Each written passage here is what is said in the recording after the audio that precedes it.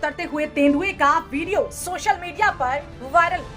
बता दें कि अमरोहा थाना देहात क्षेत्र के अंतर्गत आने वाले सिरसा कुमार की ये वायरल वीडियो बताई जा रही है।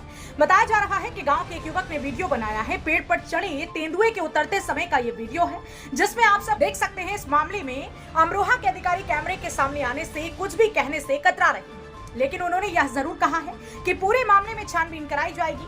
बता दें कि कई दिनों से क्षेत्र में तेंदुए का आतंक देखा जा रहा है और कई गांवों में तेंदुआ वैसे जाने की खबरें सामने आई, लेकिन अभी तक तेंदुआ पकड़ा नहीं गया।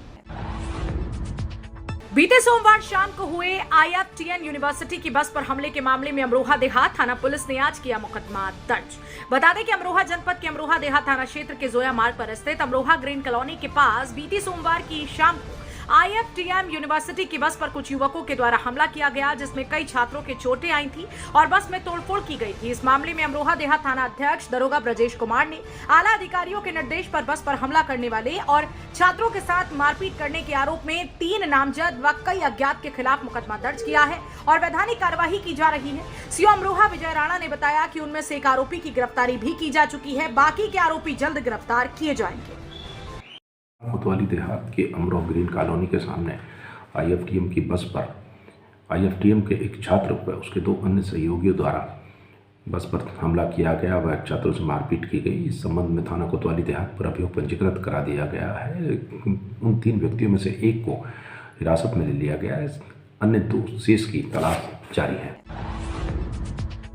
रजबपुर क्षेत्र के वेंकटेश्वर यूनिवर्सिटी के पास डिवाइडर से टकराई कार, पुलिस ने की कार्रवाई। बता दें कि अमरोहा जनपद के रजबपुर थाना क्षेत्र के नेशनल हाईवे 9 पर स्थित वेंकटेश्वर यूनिवर्सिटी के पास मुरादाबाद दिशा की ओर जा रही दिल्ली की ओर से आ रही एक तेज रफ्तार कार ओवरटेक करने के चक्कर में डिवाइडर से टकरा गई, जिसकी वजह से उसका पहिया पूरा क्षतिग्रस्त हो गया।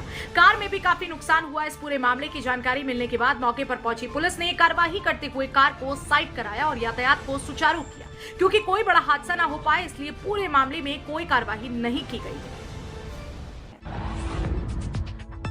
साप्ताहिक बंदी के दिन खुले शोरूम को शहर कोतवाली पुलिस ने कराया बंद। बता दें कि अमरोहा में मंगलवार को सप्लाई बंद होती है, लेकिन साप्ताहिक बंदी के दिन भी जो दुकानदार दुकानें खोलते हैं उनके खिलाफ शहर कोतवाल अरविंद कुमार कार्रवाई कर रहे हैं। आज उन्होंने शहर में साप्ताहिक बंदी का दिन खोल रहे एक बड़ी कंपनी के शोरूम को बंद करा दिया और चालान काट कर जुर्माना वसूल किया। उन्होंने कहा कि अगर ऐसा दोबारा हुआ तो कड़ी कार्रवाई अमल में लाई जाएगी। भारतीय लोक शक्ति ने अदर स्टेट में विभिन्न मांगों को लेकर डीएम को सौंपा ज्ञापन। बता दें कि अमरोहा जनपद से कलेक्ट्रेट में डीएम बीके पार्टी को ज्ञापन सौंपने के लिए भारतीय किसान यूनियन लोक शक्ति के पदाधिकारी और कार्यकर्ता पहुंचे। उन्होंने किसानों की विभिन्न समस्याओं को लेकर के डीएम कार्यालय के बाहर प्रदर्शन किया। उसके बाद डीएम को ज्ञापन सौंपा। उन्होंने कहा कि हम चाहते हैं कि किसानों की विभिन्न प्रकार की समस्याओं का जल्द से जल्द समाधान होना चाहिए। नौगावा सादात थाना परिसर में होली के त्योहार को लेकर आयोजित हुई गणमान्य नागरिकों की अमन कमेटी की बैठक। बता दें कि अमरोहा जनपद के नौगावा सादात थाने के थाना अध्यक्ष इंस्पेक्टर शैलेंद्र सिंह ने आज होली का त्योहार के मद्देनजर क्षेत्र के गणमान्य नागरिकों की बैठक ली, जिसमें उन्होंने सभी से निवेदन किया है कि होली के त्योहार और आने वाली ईद के त्योहार को आपसी सौहार्द के साथ मनाएं, शांति व्यवस्था क्षेत्र में स्थापित रखें। जो कोई भी क्षेत्र का माहौल खराब करने का प्रयास करे या संदिग्ध व्यक्ति दिखाई दे तो उसकी सूचना तुरंत पुलिस प्रशासन को दे और त्योहार में किसी प्रकार से कोई विघ्न डालने का प्रयास न करे। उन्होंने कहा कि जो कोई भी ऐसा करेगा उसके खिलाफ कड़ी कार्रवाई के लिए शासन से सख्त आदेश प्राप्त हैं, इसलिए किसी के साथ भी बख्शीश नहीं होगी। अमरोहा में आने वाले त्योहारों को शांतिपूर्ण व सौहार्दपूर्ण तरीके से मनाने के लिए डीएम बीके त्रिपाठी ने शहर के धार्मिक गुरुओं व गणमान्य लोगों के साथ की बैठक। होली व शब बारात के त्योहार को शांति व सौहार्दपूर्ण तरीके से मनाने के लिए डीएम बीके त्रिपाठी ने सोमवार को अधिकारियों, धार्मिक गुरुओं व गणमान्य लोगों को अमन का पाठ पढ़ाया, कानून व्यवस्था बनाए रखने की अपील की। इस दौरान अधिकारियों को पेय जलापूर्ति, विद्युत सप्लाई, चिकित्सा आदि व्यवस्थाएं दुरुस्त रखने के निर्देश दिए।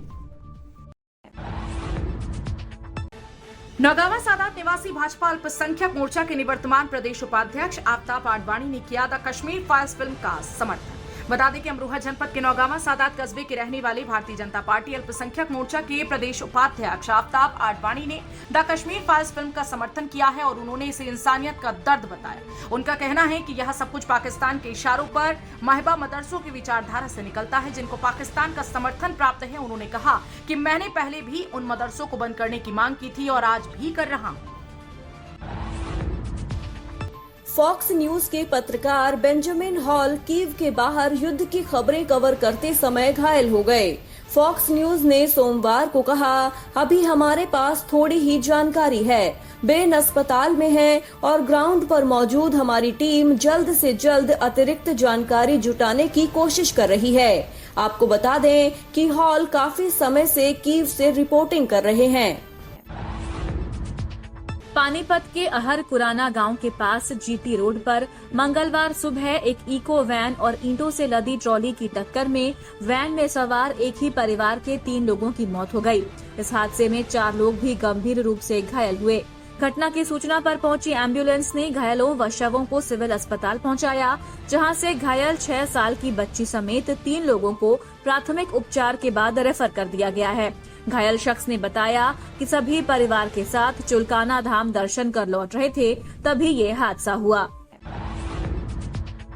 केंद्रीय मंत्री ज्योतिरादित्य सिंधिया ने सोमवार को राज्यसभा में बताया कि भारी नुकसान झेलने के बाद नागरिक उड्डयन उद्योग कोविड-19 के पूर्व स्तर तक पहुंचने के करीब है। उन्होंने कहा कि मुझे यह बताते हुए प्रसन्नता हो रही है कि हम प्रतिदिन लगभग 3,80,000 यात्रियों की संख्या तक पहुंच गए हैं। सिंधिया ने कहा कि पूर्व महामारी घरेलू हवाई यात्री यातायात लगभग 4 लाख यात्रियों के करीब था।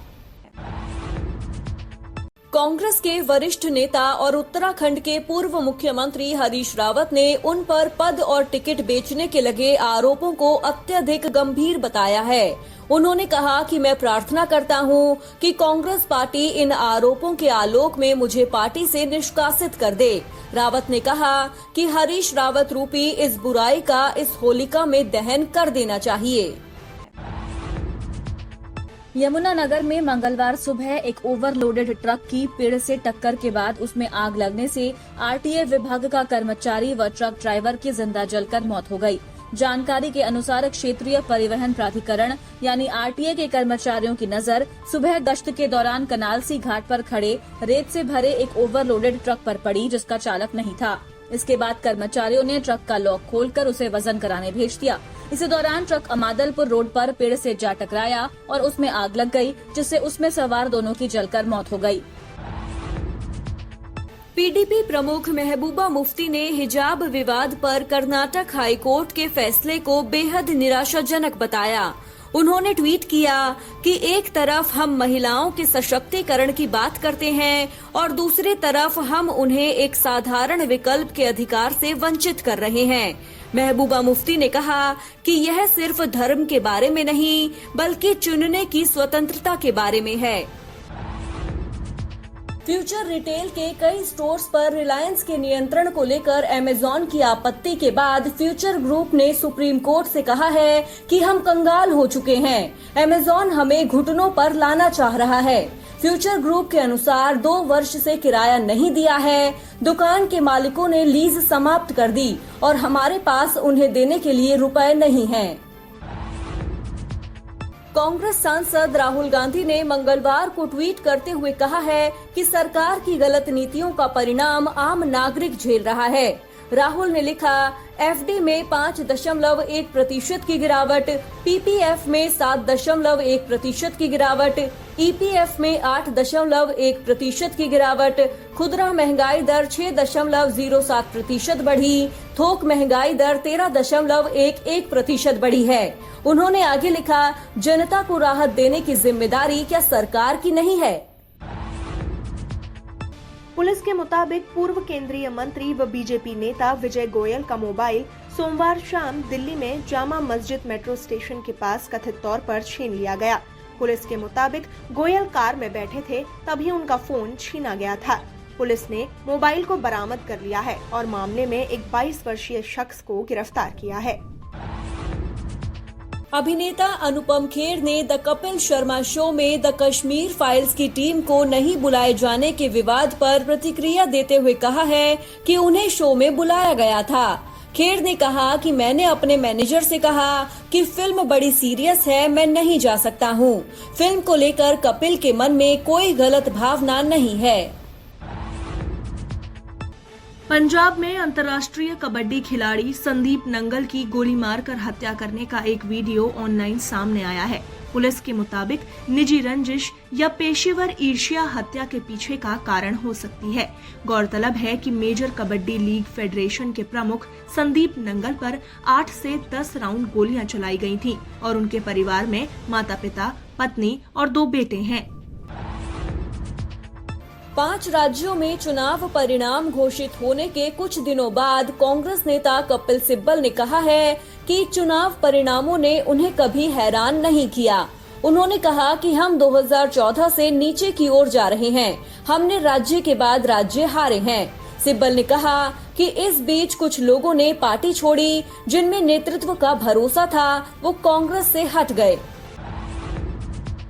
वरिष्ठ वकील AM डार ने हिजाब पर प्रतिबंध बरकरार रखने के कर्नाटक हाईकोर्ट के फैसले को गलत फैसला बताया है। स्कूल कॉलेजों में हिजाब पहनने की अनुमति देने की मांग करने वाली याचिकाकर्ता छात्राओं के वकील डार ने कहा, हम सुप्रीम कोर्ट में इस फैसले को चुनौती देंगे। वहीं उन्होंने हिजाब पहनने को इस्लाम के अंतर्गत अनिवार्य धार्मिक प्रथा बताया है। डार ने कहा कि उम्मीद है कि हमें सुप्रीम कोर्ट में न्याय मिलेगा। फरीदाबाद पुलिस ने विभिन्न राज्यों के 200 से अधिक लोगों से इंश्योरेंस पॉलिसी फ्रॉड मामले में 6 लोगों को गिरफ्तार किया है। पुलिस के मुताबिक आरोपी फर्जी LIC एजेंट बनकर पॉलिसी धारकों को अधिक रिटर्न का लालच देकर उनसे पैसे वसूलते थे। जांच में पता चला कि आरोपियों ने 242 लोगों से ठगी की, जिनमें से 8 केस हरियाणा के थे।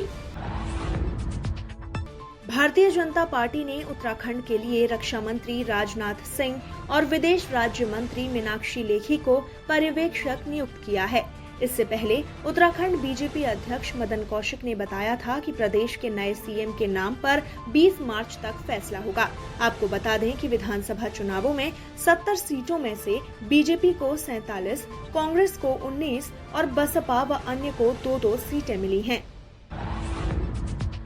दिल्ली में सोमवार को कश्मीरी गेट इलाके के पास निकोलसन रोड पर एक निर्माणाधीन इमारत गिर गई और मलबे के नीचे कई लोगों के दबे होने की रिपोर्ट्स सामने आई हैं। पुलिस के मुताबिक 8 लोगों को रेस्क्यू किया गया है और बचाव अभियान जारी है।